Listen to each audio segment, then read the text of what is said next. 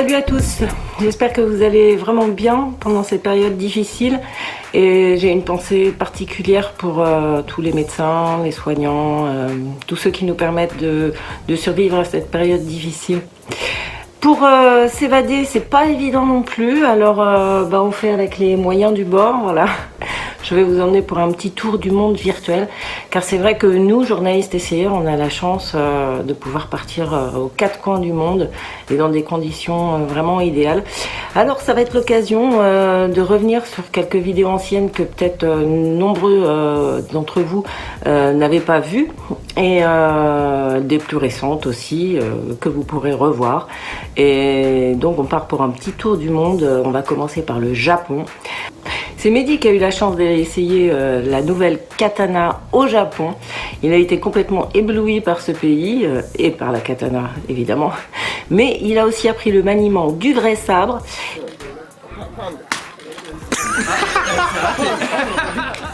Et en plus, il s'est transformé en ouvrier Suzuki. En 1981, Suzuki a mis au point la Katana. C'est une moto super géniale, avec son 4 cylindres en ligne.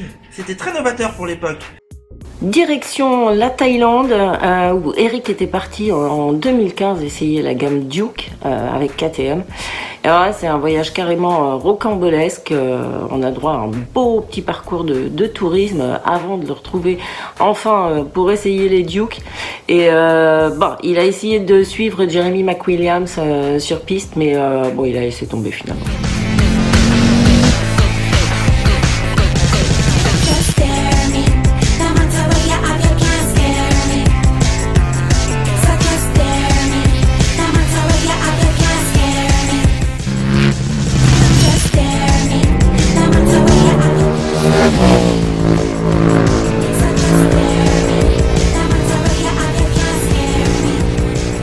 Allez, on s'envole pour l'Australie maintenant, à Sydney, où j'étais partie avec Yamaha en 2015 pour essayer l'ultime XJR 1300, c'était pour les 20 ans du modèle.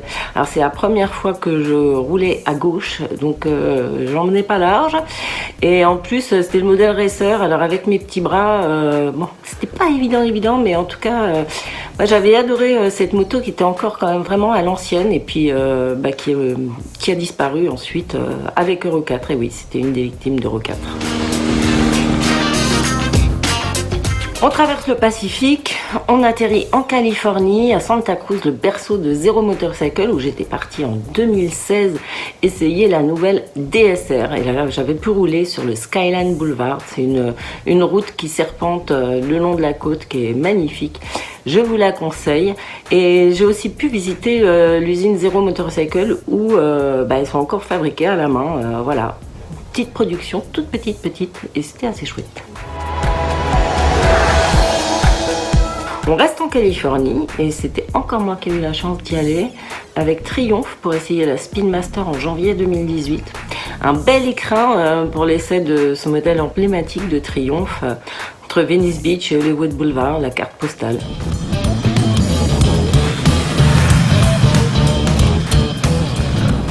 Encore aux States, on monte un petit peu plus au nord cette fois et c'est toujours moi. Sur la Harley Livewire, j'avais quand même pas loupé cette page d'histoire qui se tournait. Donc j'ai eu cette chance encore une fois, et aussi celle de découvrir les fabuleux paysages de l'Oregon. Vraiment ce qu'on s'imagine du Grand Nord américain, et je l'ai vu là-bas avec des arbres immenses à perte de vue, des forêts, des routes superbes. En tout cas, je vous le conseille si vous en avez l'occasion. Cap vers l'est, là, des États-Unis, au Texas. Bon, c'était un essai un petit peu spécial pour Eric, pour la Goldwing 2018. C'est surtout qu'il fallait le vouloir pour y aller. Je vous laisse découvrir dans son essai comment ça s'est passé, ce départ vers Austin, Texas, pour essayer la Gold. C'est assez drôle.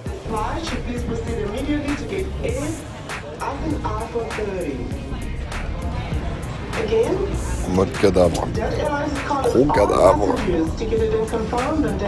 Donc qu'est-ce qu'on en fait de notre confrère de motostation là? On le laisse là. Je suis pas sûr qu'il a un pouls en fait. Un défibrillateur. Peut-être le réveiller. Christophe. Christophe? Et comme quoi, c'est pas toujours facile la vie de journaliste moto, hein. On n'aura pas tout perdu les copains. J'ai rencontré un alpaga. C'est trop mignon. Salut. On reste avec Eric, on traverse l'Atlantique direction l'Afrique du Sud. Le Vénard a eu la chance d'essayer l'Africa Twin 2016 là-bas, hein, tant attendu cette nouvelle Africa Twin. Et là, c'est safari, hein, carrément. En plus, il avait un nouvel iPhone, il était tout content de pouvoir filmer les éléphants avec son nouvel iPhone. Bain de brousse, éléphants, hippopotames, danse locale, désensablement du camion, ça c'est du voyage.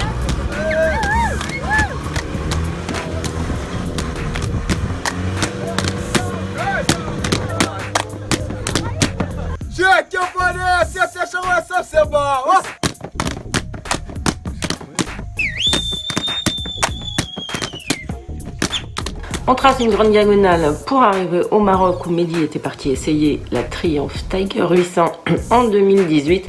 Et là, c'est un Mehdi un petit peu comme à la maison. T'as vu? Chez moi? En tout cas, il n'en revenait pas de toutes ces odeurs, de ces paysages entre la mer et la montagne de l'Atlas, à côté des chameaux. Bon, la moto était sympa aussi, à tel point qu'il s'est jeté dans la boue.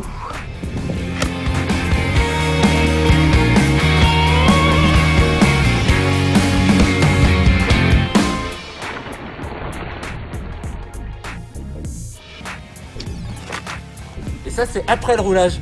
Ils appellent ça la cure thermale au Maroc. Bon, du Maroc, on repart un petit peu à l'est. Je voulais vous garder ce voyage-là pour la fin parce que c'est le plus beau voyage que j'ai jamais pu faire. Grâce à mon travail avec Harley aux Émirats Arabes Unis et Oman pour un road trip sur toute la gamme Touring. Non seulement j'ai pu essayer tout plein de modèles sur plusieurs jours, mais surtout dans un cadre complètement idyllique. On n'imagine pas à quel point il y a des routes magnifiques là-bas. Alors bien sûr j'étais quand même un petit peu chiffonnée de savoir que juste à côté, en Arabie Saoudite par exemple, les femmes ne peuvent pas conduire. Mais bon, j'ai pas boudé mon plaisir et j'ai savouré à fond les délices de cet Orient mystérieux.